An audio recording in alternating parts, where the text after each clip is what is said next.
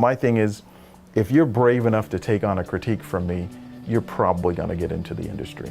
Hello, I'm Brian Stelfreeze, and today I'll be painting Captain Marvel and Miss Marvel. I could not avoid being a storyteller. My brother and I we were just kind of poor kids living in South Carolina, so we would go outside and just draw in the sand all day long. I was always a comics fan, but I didn't even know that that was a viable job that you could have. And every piece of art that I'd ever seen, I just assumed that people did that on their spare time. My first official art job was working at a newspaper. The editor-in-chief took me under his wing. My brother was my first mentor. He was my second mentor. I really looked up to him. Then I got a job at an illustration studio amongst all these 50, 60-year-old illustrators, and they would teach me everything that they knew. I would just go into one guy's office and just kind of hang out there all day asking endless questions. My entire career is a series of fortunate accidents. I was at a Chicago convention and Bobby Chase and Bob Harris started flipping through the stuff that I had on the table, and they both were like, "We'd like to get you to do some stuff for Marvel." And Bobby Chase got me to do a cover for the Marvel Swimsuit Illustrated book. And I was just like, yep, that's the way to break in. You know? With this piece, it's a combination of acrylics and watercolor. So I started things off with acrylics to get my darks in, and then I started laying in watercolors. I like the idea of kind of going with the mentorship, and she's mimicking her pose, like this is her hero. And after I get the idea down, then I refine things. So I go layer after layer after layer. Then I go in with the colors. With every other medium, you're in control.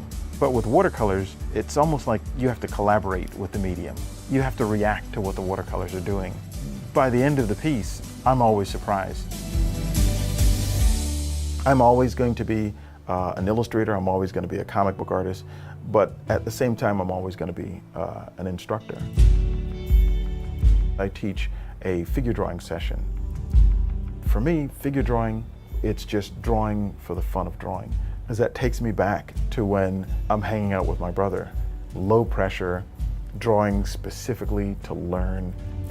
When I go to conventions, these young people coming up with their portfolios, I think it's important for me to share some of my time with them, just like those old graybeards shared their time with me. And oftentimes with someone like Mark Brooks, he was a boomerang. He came back over and over and over again.